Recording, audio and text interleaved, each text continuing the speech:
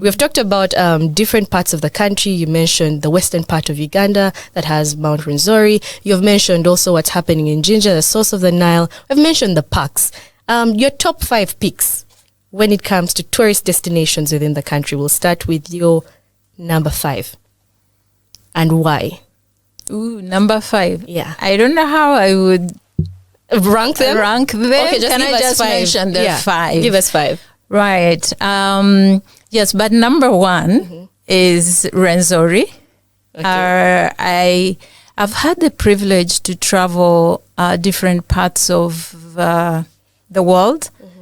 To this point, I know that Uganda is the most beautiful country in the world, but one of the most beautiful spots in this country is on Rwenzori Mountain. Have you When I climbed? went, yes, Okay. in 2020, I actually made it up to the highest peak, that is Margarita Peak. Okay. And it just felt like being on top of the world. Yeah, seeing the sun rise from below me, it was like, okay, I'm actually really on top of everything. And the trek up as well, the experience of the plants, the animals were completely different from what you would see.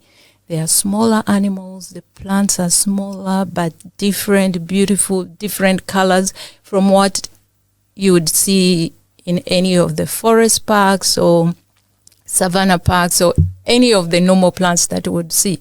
Because of the higher altitude, so the kind of plants are completely different. So Rwenzori would be my number 1. My second spot would actually be Kibale National Park. Kibale National Park, why? Because of the forest. There's something about the forest. It's an intact forest. There are very old trees in there. There's a feeling that it gives me that it's one of the oldest places that we have in this country. And it makes me feel like there's everything that is closed inside that forest. But of course, knowing also that there are chimpanzees there, and chimpanzees are the closest relatives we have. We share 98.7% DNA, and chimpanzees have been one of the animals that I've worked with the most in my life. So knowing them to the level that I know, and my first experience as well, I believe, is that's with chimpanzees is what makes Tuale very unique for me and special for me, because it's the first point where I fell in love with the chimpanzees. It was a turning point for me. Okay. Yeah. Third would be Kidepo. Kidepo National Park. Every time I've been to Kidepo, it feels like being in another country. It feels like it's different from the rest of Uganda. It's flat, it's a savanna park. It's flat. You can see so far away in a distance. And then we have the Nurus Valley, very sandy. And just walking on the sand, in the valley, in the middle of nowhere. And the animals there as well, like in terms of the numbers, like you see the buffaloes there in herds of hundreds of them. So it feels more wild than, it's like the true wilderness that we have in this country. 4.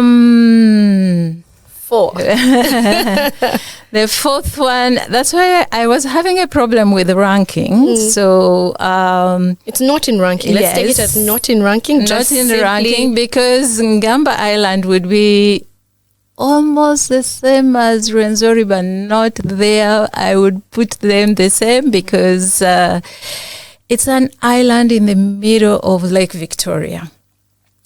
The boat trip, whether from Munyonyo or from any point, on the shores, the shortest access is through Entebbe.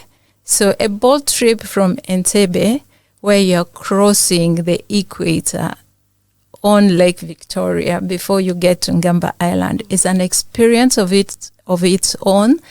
And then you get to Ngamba Island, you feel like you're cut off from the rest of Uganda. You feel you're so far away after the 40 minutes boat ride, and yet you're actually not so far away. And being in an environment where most of the area, the island, is actually a forest with chimpanzees, and there's just 5% of the land is where they have the tourist camp and the staff camp. It feels very special. It feels almost like you're in the world of the chimpanzees. I can only imagine the sound that they make throughout the day, and also just simply how scenic it is. For a minute, if you have a lot on your mind, there's just this peace that comes over you. Absolutely. And they also have like viewing platforms. And one of my favorite things on Ngamba Island is watching the sunrise from those platforms. I think you like watching the sunrise.